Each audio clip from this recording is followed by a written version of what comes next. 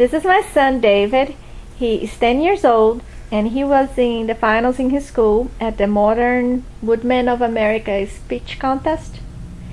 And he's a little sick today. We couldn't go to church because of that, but I'm recording this and I'm sending it to you, Dad. Go ahead. Picture yourself on the battlefield and the fight is over. You are a doctor and you see more and more men come into your tent with fever or infection.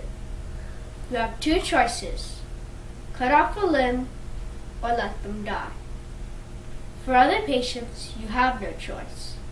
They are doomed to certain death. This was how it was for Alexander Fleming. And for hundreds of years before him, it was like this.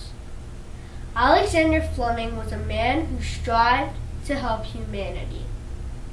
He touched our lives by discovering penicillin. Alexander Fleming was born in Lockfield, Scotland on August 6, 1881. He had 3 brothers and sisters. His brothers suggested he go into medical school, so he did. He enrolled himself into St. Mary's Hospital. He had a friend in the hospital who suggested he be assistant bacteriologist of Amorth Wright, a person involved in vaccine therapy for immunology. Fleming was given awards for his work and became a lecturer at the university. When he heard of World War I, he enlisted himself in the army. He became captain of the Medical Army Corps. He was devastated to see how infections and fever killed millions.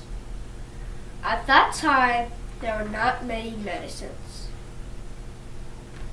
After the war, he went back to St. Mary's Hospital. He then dedicated his life to find a vaccine to prevent or stop infections.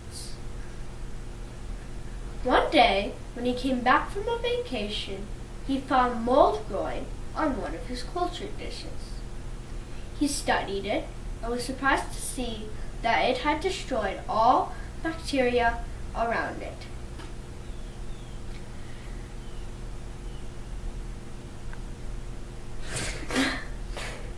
He thought it could be made into a vaccine for infections and fever.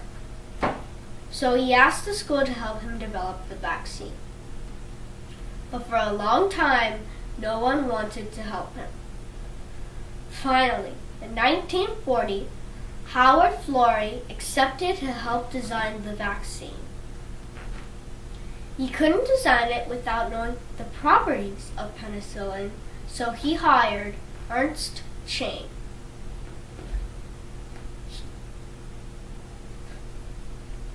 After the properties were known, a vaccine was soon developed.